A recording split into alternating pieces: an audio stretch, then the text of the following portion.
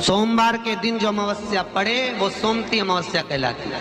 क्या करना पड़ता है उस दिन? कितना भी दुख विपदा कष्ट सम्मुख में खड़ा हुआ हो, कितना भी दुख, पूंजी धन की अगर आपको कमी पड़ रही है और ऐसा लग रहा है कि मेरे पास में कुछ भी नहीं, हम तो यहाँ तक कहेंगे कोई मकान बना रहे हो, बेटी का विवाह कर रहे हो, बेटे का विवाह कर रहे हो, कोई अच्छा कार्य कर रहे हो, धन संपदा की भी कमती दिखे तो उस समय पर कांता भगवान का स्मरण कर, कांता चक्र का स्मरण कर शिव और नारायण का नाम लेकर एक बेलपत्र, एक शमी पत्र, एक श्वेत पुष्प, एक लाल पुष्प दोनों हाथ में लेकर भगवान शंकर के अशोक सुंदरी के स्थान पर अगर समर्पित करा जाए तो संपदा की भी कमी नहीं आती। वो कांता चक्र है जो नारायण है।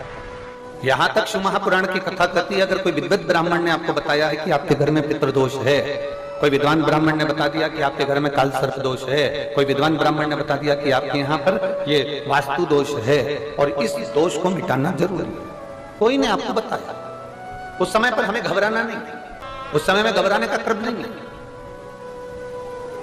कहते हैं पीपल का जो जल झड़ता है पीपल के वृक्ष से, आप लोगों ने कभी देखा है कि नहीं देखा वो हमको नहीं मालूम। कितना भी अगर कोई वास्तु दोष बता दिया, पितृदोष बता दिया, काल सर्प दोष बता दिया, कितना भी अगर कोई दोष बता दे तो पीपल का जो जल वृक्ष में से झड़ता है, कभी कभी आप उसके नीचे हाथ रखकर देखना, थाली रखकर देखना, उसमें पत्थर पर देखना तो वहां पर भी पानी के निशान आपको मिलेंगे, बूंद के निशान मिलेंगे। मात्र उस पीपल के वृक्ष के जल की एक बिंदी, एकमात्र बिंदी, शंकर भगवान का जो शिवलिंग है जलाधारी है, चरण है, गणेश कार्तिक का स्थान है, अशोक सुंदरी का स्थान है और प्रत्येक जलाधारी में से पानी बीच में से आकर नीचे की ओर गिरता है, नीचे की ओर गिरता है। आप लोगों के स्मरण में हमने पहले भी बताया कि राइट में किसका स्थान है? गणेश जी का, लेफ्ट में कार्तिक के, बीच में अशोक सुंदरी। ये क्या है?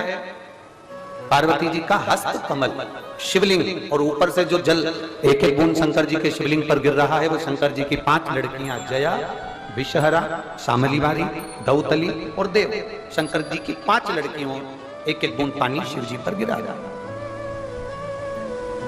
जहां जल नीचे गिरता है उस स्थान से जहां तक जल बहकर जा रहा है उस स्थान तक 33 कोटि देवताओं का स्थान, 33 कोटि देवताओं का स्थान। अब जहां पानी आया, जहां नीचे गिरा, उसके बीच में जो स्थान होता है, आप लोगों ने देखा है कि नहीं देखा? जिनने देखा है जरा हाथ उठाओ। ये पानी जैसे यहां तक आया और यहां के बाद नीचे गिरेगा तब वो नाली के माध्यम से बाहर जाएगा, तो जितनी दूर यहां से वो नीचे की ओर जो गिर रहा है, यहां से वो नीचे की ओर जो पानी जा रहा है, ये जो स्थान होता है ये हमारे 3 दोषों को निवारण तुरंत कर देता है।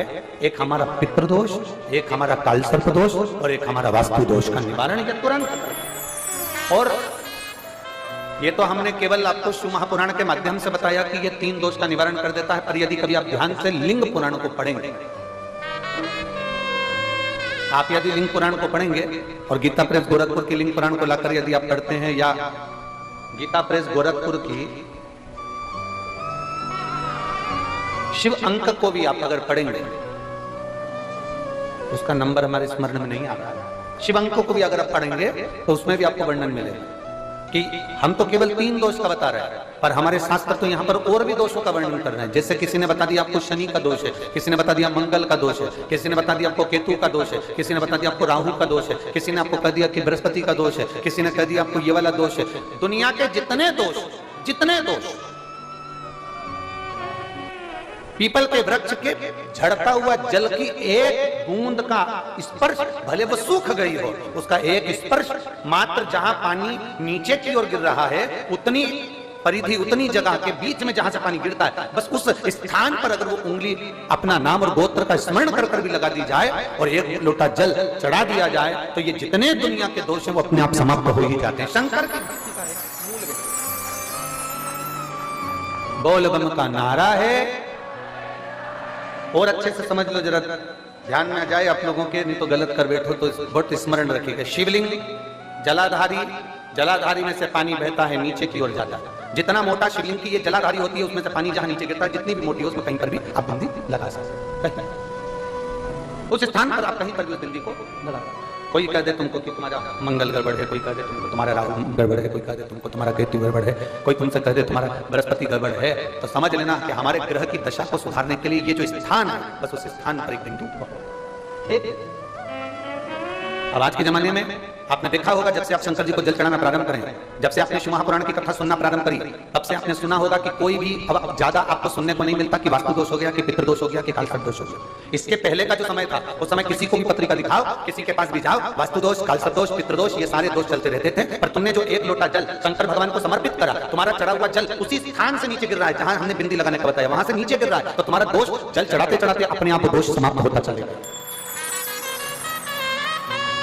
सारी समस्या का हल एक लोटा जल। आपके घर में पितृदोष है, आपको ऐसा महसूस होता है, आपको लगता है, तो किसी भी नवरात्रि के पहले जो अमावस्या पड़ती है, मान लो अपन अमावस्या पड़ी, आप एक अंदाजा लगाइए, तो India Story is getting more likes than my reels. I so want to invest, but where? Start with Index Mutual Fund. India grows, Sensex rises.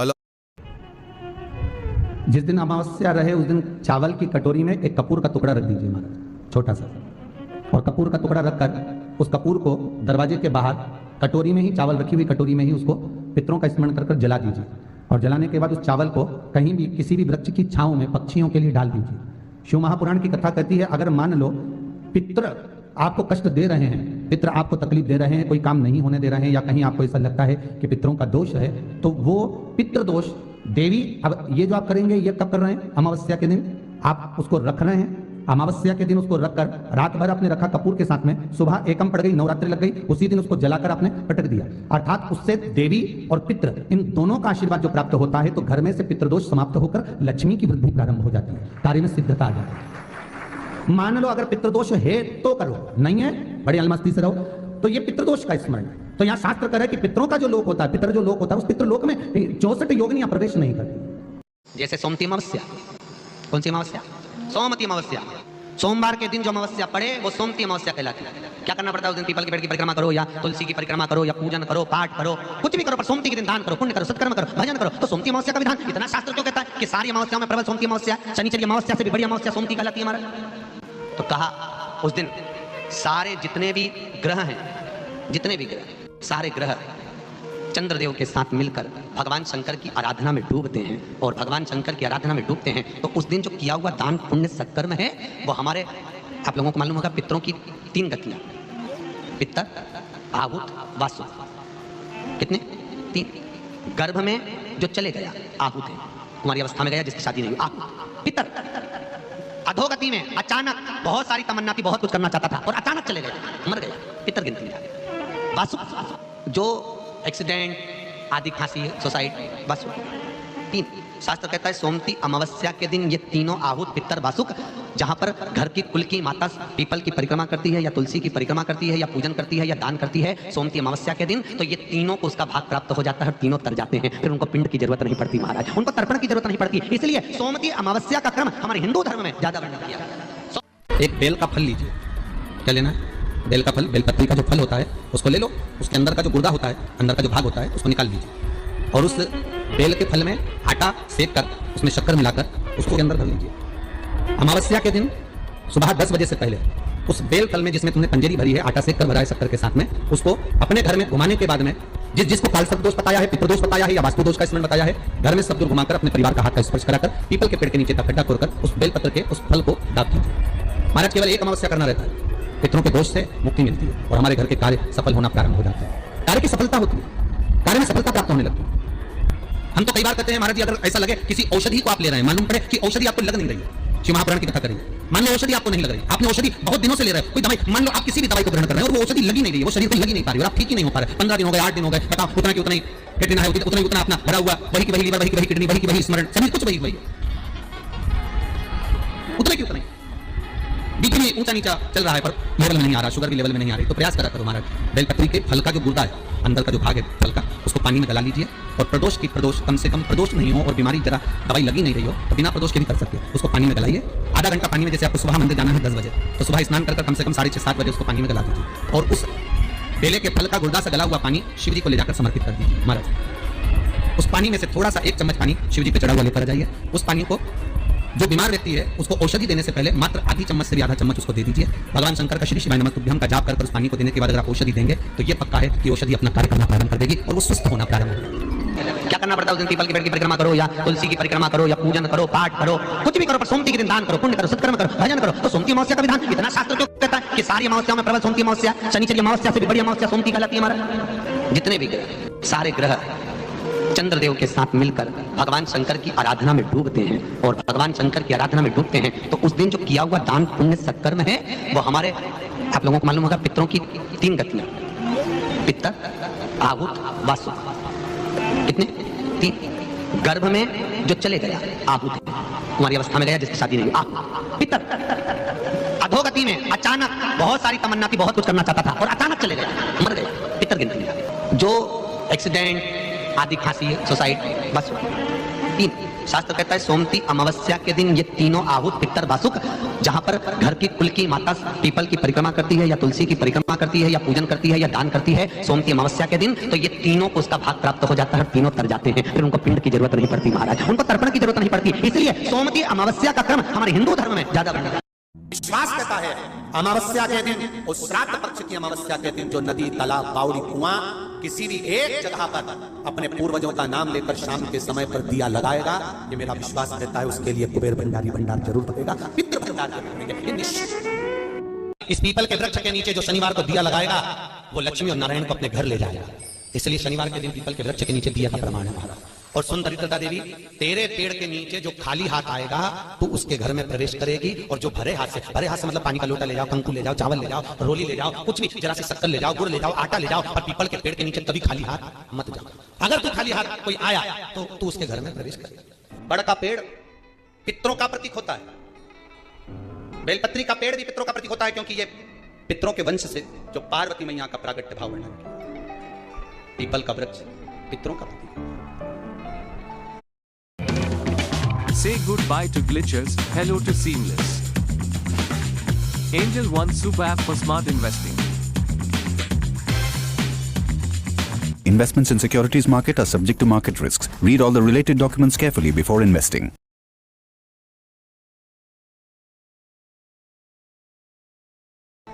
श्राद्ध पक्ष में महाराज पीपल के पेड़ के नीचे मात्र काली तिल्ली का पानी ही डाल देने से पितृदोष का निवारण हो जाता है। किसी लड़की की विवाह शादी नहीं हो रहा हो, मंगल विवाह नहीं हो रहा हो, पानी के लोटे में थोड़ा सा काला तिल डालकर श्राद्ध पक्ष में पीपल के पेड़ के नीचे चढ़वा दीजिए महाराज। पितरों की शांति होती है, घर में मंगल कार्य होता है, मंगल कार्य हो जाता है, पितृदोष का निवारण होता है। ऐसा लग रहा है कि बहुत बड़ी बीमारी शरीर में आ गई है, वो मिट नहीं रही, बीमारी बहुत बड़ी है, नहीं जा रही। सरसों का फूल भगवान शंकर को चढ़ाना प्रारंभ करो। सरसों तो आप अपने घर के अंदर भी बो सकते हो, उसमें पीला फूल ही जाता है, शिव जी को चढ़ाना चालू कर तो बीमारी समाप्त होना प्रारंभ। बेल का फल, बेलपत्री का जो फल होता है उसको ले लो, उसके अंदर का जो गुर्दा होता है, अंदर का जो भाग होता है उसको निकाल लीजिए, और उस बेल के फल में आटा सेक कर उसमें शक्कर मिलाकर उसको अंदर भर लीजिए। अमावस्या के दिन सुबह 10 बजे से पहले उस बेल फल में जिसमें तुमने पंजेरी भरी है, आटा सेक कर भरा है शक्कर के साथ में, उसको अपने घर में घुमाने के बाद में जिसको काल सर्प दोष बताया है, पितृदोष बताया है या वास्तु दोष का स्मरण बताया है, घर में सब दूर घुमाकर अपने परिवार का हाथ का स्पर्श कराकर पीपल के पेड़ के नीचे तक गड्ढा खोदकर उस बेल पत्र के उस फल को दाब दीजिए। महाराज केवल एक अमावस्या करना रहता है, पितरों के दोष से मुक्ति मिलती है और हमारे घर के कार्य सफल होना प्रारंभ हो जाते हैं, कार्य की सफलता होती है, कार्य में सफलता प्राप्त होने लगती है। हम तो कई बार कहते हैं महाराज जी, अगर ऐसा लगे किसी औषधि को आप ले रहे हैं, मालूम पड़े कि औषधि आपको लग नहीं रही, शिव महापुराण की कथा करेंगे, मान लो औषधि आपको नहीं लग रही, आपने औषधि बहुत दिनों से ले रहे हैं, कोई दवाई, मान लो आप किसी भी दवाई को ग्रहण कर रहे हैं और वो औषधि लगी नहीं रही, वो शरीर को लगी नहीं पा रही और आप ठीक ही नहीं हो पा रहे, 15 दिन हो गए, 8 दिन हो गए, बताओ उतना की उतना ही किडनी है, उतना ही उतना अपना भरा हुआ, वही की वही लीवर, वही की वही किडनी, वही की वही स्मरण, सभी कुछ वही उतना की उतना ही, बीच में ऊंचा नीचा चल रहा है पर लेवल में नहीं आ रहा, शुगर भी लेवल में नहीं आ रही, तो प्रयास करा करो महाराज। बेलपत्री के फल का जो गुर्दा है, अंदर का जो भाग है फल का, उसको पानी में गला लीजिए और प्रदोष कम से कम प्रदोष नहीं हो और बीमारी जरा दवाई लगी नहीं रही हो तो बिना प्रदोष के भी कर सकते हैं, उसको पानी में गलाइए। आधा घंटा पानी में, जैसे आपको सुबह मंदिर जाना है 10 बजे, तो सुबह स्नान कर कम से कम 6:30-7 बजे उसको पानी में गला दीजिए और उस बेले के फल का गुर्दा से गला हुआ पानी शिव जी को ले जाकर समर्पित कर दीजिए महाराज। उस पानी में से थोड़ा सा 1 चम्मच पानी शिव जी पे चढ़ा हुआ लेकर जाइए। उस पानी को जो बीमार व्यक्ति है उसको औषधि देने से पहले मात्र आधी चम्मच से भी आधा चम्मच उसको दे दीजिए। भगवान शंकर का श्री शिवाय नमः तुभ्यम का जाप कर उस पानी को देने के बाद अगर आप औषधि देंगे तो ये पक्का है कि औषधि अपना कार्य करना प्रारंभ कर देगी और वो स्वस्थ होना प्रारंभ होगा, वो स्वस्थ होगा।